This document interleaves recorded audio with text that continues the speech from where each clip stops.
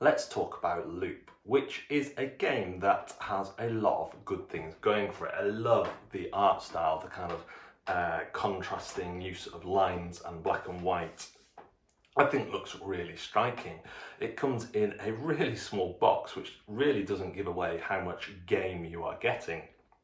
The components, even at this prototype stage, are really good. The box insert of the prototype was a little bit fiddly, but that's something that can be improved on in production. I like the concept of the game of you being in a loop of life of buying, consuming and working, and how that affects your happiness. You use the products you consume to do activities, and I really like that you can make those that material that you buy, the products and material, that you can buy more expensive versions that will last longer, because you don't want it to go to your landfill, because then you'll get punished with negative points. The gameplay loop is quite simple. On your turn, you'll choose to work, buy or consume. You may play a favour card and use some reputation. And working just gets you money at the expense of happiness. Buying material kind of gears you up to do those activities which will get you happiness, and you have the secret goals where you're trying to set collect with those 3 activities on your player sheet. You're trying to set collect the icons. There are some issues for me in terms of the gameplay itself. Now, I want to put a caveat in here because I've talked with the designer and publisher, and firstly, when I said I didn't get on with the game that well, they said still publish a review. So instantly I'm like, this is a publisher developer who's ready to listen. They also have been really responsive to any questions that I've had. So I'm going to send them a kind of list of these things that I'm mentioning now, and I'm absolutely positive that if those are issues for other reviewers or the people in the Kickstarter, which is already funded, so you're on a safe bet, then this designer has shown themselves to be someone who responds to those things. Now, there's 2 main caveats for my enjoyment of the game. I was only able to play solo because of lockdown.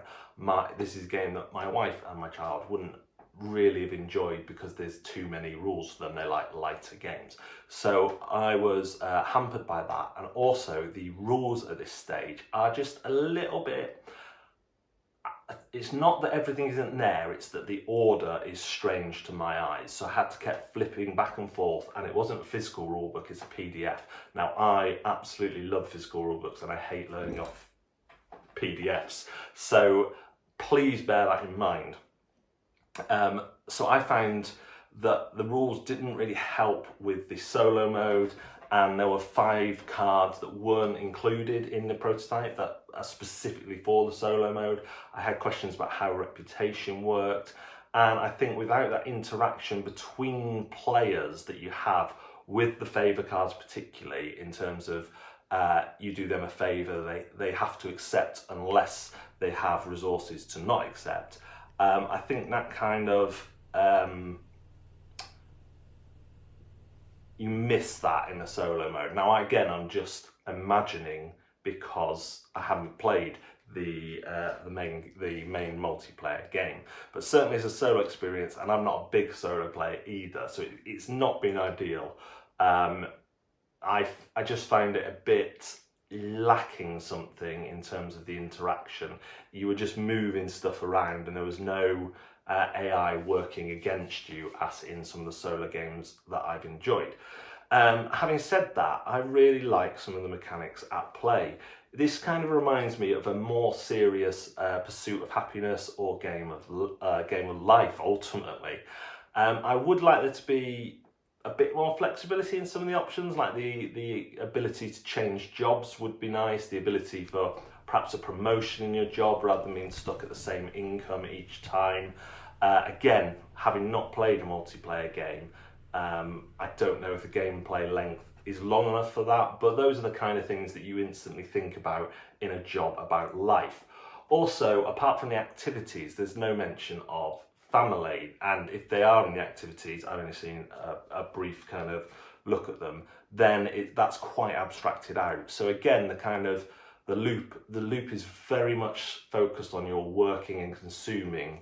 The activities, I'd say, are kind of feel a bit more abstracted out than everything else, because they're kind of coming down set collection. However, if you enjoy games with a more serious kind of theme behind them that still have fun in their mechanics, there is still fun in there, I just wanted a little bit more personally, then I think then that this could be a really, really good game for you. You should definitely check out the Kickstarter, see how you find the art style. For me, it's fantastic. I think some people might not like it, but obviously a lot of people do because they've already funded. And just look into that gameplay and make sure that this is a game for you. Like I say, I don't think it's a bad game. I really think this is a case of it not being a game for me. So that is my thoughts on Loop. Thanks very much for joining us on our new rebranded Pads and Pawns. We have live content going up on Twitch and YouTube, and we are on Facebook and Instagram too. Take care now. Bye.